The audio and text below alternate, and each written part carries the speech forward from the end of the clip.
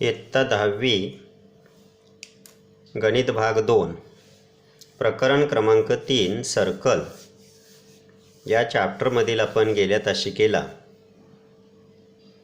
काय थेरम्स पाहिलेले होते. Inscribed angle theorem. The measure of inscribed angle is half of its intercepted arc. हा एक थेरम पाहिलेला होता. दुसरा थेरम आपण बघितला होता. The angle subtended in same arc are congruent. तिसरा थेरम असा होता. The angle subtended in semi circle is 90 degree. हे 3 थेरम आपण गेल्या तासिकेला पाहिलेले होते. आज आपण पुढचा थेरम एक अतिशय महत्त्वाचा पाहणार आहोत की जो परीक्षेला 4 मार्कासाठी विचारला जातो. एकतरी ॲक्टिव्हिटी म्हणून काही रिकाम्या जागा सोडलेल्या असतील ते भरण्यासाठी विचारलं जाईल किंवा फक्त एवढं सेंटेन्स देऊन तुम्हाला हा थेरम सोडवायला सांगतील. थेरमचं नाव आहे सायक्लिक क्वाड्रिलॅटरल थेरम, म्हणजे चक्रीय चौकोन असा त्याचा अर्थ आहे, हे लक्षात घ्या. If all the vertices of a quadrilateral lie on the same circle then it is called cyclic quadrilateral. चक्रीय चौकोनाची किंवा सायक्लिक क्वाड्रिलॅटरलची डेफिनेशन आहे. हा क्वाड्रिलॅटरल आपल्याला दिसतोय पाय ABCD, याचे व्हर्टायसेस जे आहेत ते या सर्कलवरती आहेत. Then this quadrilateral is called cyclic quadrilateral. If all the vertices of a quadrilateral lie on the same circle, then it is called a cyclic quadrilateral. आता हा थेरम जो आहे ते थेरमचं नाव आहे सायक्लिक क्वाड्रिलॅटरल थेरम. थेरम असा आहे पहा. The opposite angles of cyclic quadrilateral are supplementary. Opposite angles म्हणजे काय? सम्मुख कोन. हा एचा अपोजिट C, बीचा अपोजिट D. मग हे अपोजिट अँगल्स हे कसे असतात? सप्लिमेंटरी असतात. हे आपल्याला प्रूव्ह करायचं आहे. मग गिवनचा पार्ट कोणता आहे? Opposite angles of a cyclic quadrilateral हा जो पार्ट आहे तो गिवनचा आहे. Fill in the blanks with a complete following proof. Given quadrilateral, आपण जो क्वाड्रिलॅटरल घेतो तो गिवनमध्ये लिहिणार आहे. Quadrilateral ABCD is a cyclic. Cyclic means all the vertices of quadrilateral are lie on the same circle. Then to प्रूव्हचा भाग. Opposite angles of quadrilateral are supplementary means angle B plus angle D is equal to रिकामी जागा आहे. Opposite angle supplementary म्हणजेच 180 degree. Supplementary the sum of measure of two angles is equal to 180 degree. Then the angles are said to be supplementary. आता ही एक pair झाली. त्याचप्रमाणे angle A plus angle C is equal to 180 degree. हेही आपल्याला prove करायचे. यापैकी एक prove करायचं आहे. प्रूव्ह पहा. आर्क ABC ही आर्क म्हटलं की असा कंस घ्यायचा आहे. Arc ABC is intercepted by the inscribed angle. He arc आहे ती कोणत्या अँगलनं इंटरसेप्ट केलेली आहे? इंटरसेप्टेड आर्क ही त्या अँगलच्या इंटिरियर पार्टमध्ये असते. मग तो अँगल कोणता आहे? ADC. हा इन्स्क्राइब्ड अँगल आहे आणि ही इंटरसेप्टेड आर्क आहे. Therefore arc ABC is intercepted by the inscribed angle ADC. Therefore, major of angle ADC या अँगलचं माप काय असतं? या आर्कच्या हाफ असतं. हा थेरम आपण पाहिला आहे. Angle ADC is equal to half the measure of arc ABC. Equation number 1 आणि रिझन काय? Inscribed angle theorem. Similarly arc ADC is intercepted by the inscribed angle ABC. ही आर्क ADC जी आहे ती अँगल ABCनं इंटरसेप्टेड केलेली आहे. Therefore measure of angle ABC या अँगलचं माप जे आहे ते त्याच्या समोरचे आर्क कोणते? ADCच्या हाफ असते. Half the measure of arc ADC in inscribed angle theorem. आता इक्वेशन 1 हे आहे. ॲडिंग इक्वेशन 1 and 2 याच्या left साईडची Adding equation 1 and 2 we get angle ADC plus angle ABC is equal to, ह्याची राईट साईड घ्या, half major of arc ABC plus measure of arc ADC पहा इथे घेतलेला आहे. या दोघांमधून हाफ जो आहे तो आपण इथं बाहेर घेऊया. इथे measure of arc ABC plus measure of arc ADC is equal to, आता ADC अँगल ADC म्हणजे कोणता अँगल D आणि अँगल ABC म्हणजे कोणता अँगल B. हा ABC म्हणजेच अँगल B, इथं ADC म्हणजेच D. हा बाहेर घेतला. आता ह्या दोघांची बेरीज या ठिकाणी आपण लिहिली. या दोघांतनं हा बाहेर घेतला. हा अँगल B पहिल्यांदा घेतला, अँगल D घेतला, हाफ इंटू. आता ह्या दोन्ही आर्कची सम म्हणजे फिगरमध्ये पहा, आर्क ABC आणि आर्क ADC एक कंप्लीट सर्कल तयार होते आणि त्याचं माप ह्या दोन्ही आर्कची बेरीज म्हणजेच ABC आणि ADC ह्या दोन्ही आर्कची सम किती येते 360 degree measure of complete circle. या 2 ने इथं डिवाइड करा. Angle B plus angle D is equal to 180 degree. म्हणजे हे प्रूव्ह झालं पहा, angle B plus angle D is equal to 180 degree. आणि मग आपण पुढे काय म्हणायचं, similarly we prove that angle A plus angle C, A आणि C ची बेरीज करा इज इक्वल टू 180 डिग्री. पहा सायक्लिक क्वाड्रिलॅटरलच्या थेरमचा उपयोग करून आपण पुढचे काही प्रॉपर्टीज जे आहेत, उपप्रमेय जे आहेत, corollary of cyclic quadrilateral theorem, हे आपण पाहणार आहोत. पहा या फिगरमध्ये क्वाड्रिलॅटरल ABCD हा सायक्लिक क्वाड्रिलॅटरल आहे, म्हणजे त्याचे चारही शिरोबिंदू कुठं आहेत, वर्तुळावरती आहेत. आणि अँगल DCE जर बघितला तर या क्वाड्रिलॅटरलचा हा एक्सटिरियर अँगल आहे. Angle DCE is exterior angle of quadrilateral ABCD. An exterior angle of a cyclic quadrilateral is congruent to the angle opposite to its adjacent interior angle.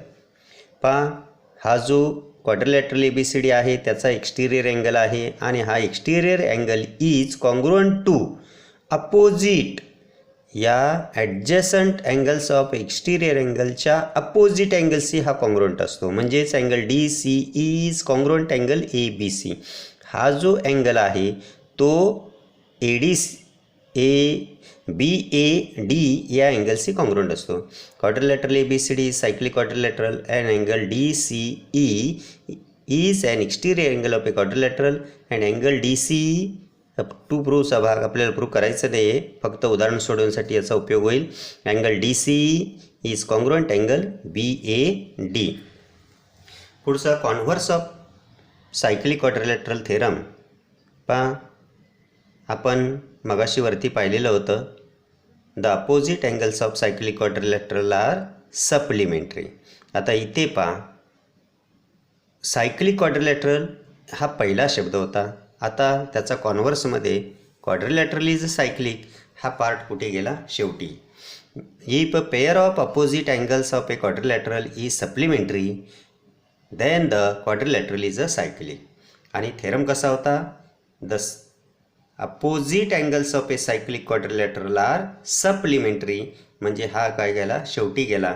आणि इथे काय आलं, opposite angles of quadrilateral are supplementary then the quadrilateral is a cyclic. आता पुढचं एक महत्त्वाचं sentence आहे पहा, if two pairs on a given line subtend equal angles of two distinct points which lie on the same side of the line then the 4 points are concyclic. ही line आहे पहा आणि या लाईनच्या एका बाजूला 2 पॉईंट आहेत B आणि C. मग हे AB जोडलं, BC जोडलं, AC जोडलं आणि CD जोडलं. आणि त्यानंतर जर समजा अँगल ABC आणि अँगल ACD हे जर अँगल कॉन्ग्रुएंट असतील, इक्वल असतील, तर हे चारही पॉईंट्स कॉनसायक्लिक असतात. म्हणजेच एकाच वर्तुळावर हे चारही बिंदू असतात, असा ह्या सेंटेन्सचा अर्थ आहे. The points B and C lie on the same side of A line AD. B आणि C हे लाईन AB ADच्या किंवा लाईन Lच्या एकाच अंगाला आहेत. आणि कोन ABC अँगल ABD यहाँ पहा ABD is congruent angle ACD to prove points A, B, C, D are concyclic, that is quadrilateral. ABCD is a cyclic quadrilateral. पहा आत्तापर्यंत आपण हा चॅप्टर शिकल्यानंतर या चॅप्टरमधील काही महत्त्वाचे पॉईंट्स रिमेंबर धिस असं म्हटलेलं आहे ते पाहूया. The measure of an inscribed angle is half the measure of the arc intercepted by it. म्हणजे इन्स्क्राइब्ड अँगल थेरम जो आपण पाहिला, the measure of inscribed angle is half of the measure of its intercepted arc by it असं म्हटलेलं आहे. The angles inscribed in the same arc are congruent. हाही theorem गेले आता शिकायला पाहिला आहे. Angle inscribed in a semi circle is a right angle. If all vertices of quadrilateral lie on the same circle, then the quadrilateral is called cyclic quadrilateral. Opposite angles of cyclic quadrilateral are supplementary. He sentence सगळ्यांनी लक्षात ठेवायचे आहेत, कारण उदाहरणं सोडवण्यासाठी, theorem सोडवण्यासाठी उपयोगी आहेत. An exterior angle of a cyclic quadrilateral is congruent to the angle opposite to its adjacent interior angle. Then seventh sentence, if a pair of opposite angles of quadrilateral is supplementary, then the quadrilateral is a cyclic. त्यानंतर if two points on a given line subtend equal angles at two different points which lie on the same side of the line, then those four points are concyclic. पहा अशा प्रकारचं एक उदाहरण असतं, त्याच्यामध्ये ह्या दोन chords ABCD interior part of a circle intersect in point E. त्यामुळे AE, EB, CB, CE आणि ED असे चार पार्ट होतात. यामुळं पाहता अँगल AEC या अँगलचं आपल्याला माप काढायचं आहे. पहा या अँगलचं माप काढत असताना आपण काय करणार, measure of angle AEC is equal to half the measure of arc AC plus measure of arc BD. हा असा चौकोनी कंस टाकायचा इथे, आणि half the measure of arc AC plus measure of arc DB ह्या दोघांची काय करायची बेरीज. म्हणजे ह्या कोणाचा अपोजिट आणि त्याचा अपोजिट अँगल हा त्या अपोजिट अँगलच्या अपोजिट आर्क ही, म्हणजे या दोन्ही आर्कची सम करायची आणि त्याचा हाफ घ्यायचा, म्हणजे या अँगलचं माप येईल. जर या अँगलचं माप काढायचं असतं तर half the measure of arc BD plus half the measure of arc AC, तो हाफ कॉमन बाहेर घेतला तर हाफ, आणि परत या दोन्ही कंसांची बेरीज झाली असते. आता समजा अँगल CEB या अँगलचं आपल्याला माप जर विचारलं तर मग काय करणार, हाफ चौकटी कंसामध्ये हाफ द चौकटी कंसामध्ये arc measure of arc CB plus measure of arc AD, किंवा measure of arc AD plus measure of arc DB CB ह्या दोन्ही कंसांच्या मापांची बेरीज. या कोणाचं माप काढायचं असेल तर हा आपल्या चौकटी कंस काढा आणि major of arc CB plus measure of arc AD ह्या दोन्ही कंसांच्या मापांची बेरीज घ्या. या पद्धतीनं या कोणाचं माप काढता येईल. त्यानंतर अजून एक गुणधर्म आपण पाहणार आहोत. पहा या ठिकाणी हे 10वं सेंटेन्स आहे की जे आपण लक्षात ठेवायचं आहे. इन फिगर अँगल BED हा E हा बाहेर आहे. पहा या कोणाचं माप काढायचं आहे आपल्याला, हाफ चौकटी कंस असा काढलेला आहे, हाफ मेजर ऑफ आर्क हा BD minus major of arc AC. Arc BD म्हटलं की ही आर्क आली पहा अशी, major of arc BD minus major of arc AC या दोन्ही कंसांच्या मापांची वजाबाकी करायची, त्याला 2 भागायचं, म्हणजेच कोण हा BED हा बाहेर E जो आहे त्या कोणाचं माप येईल.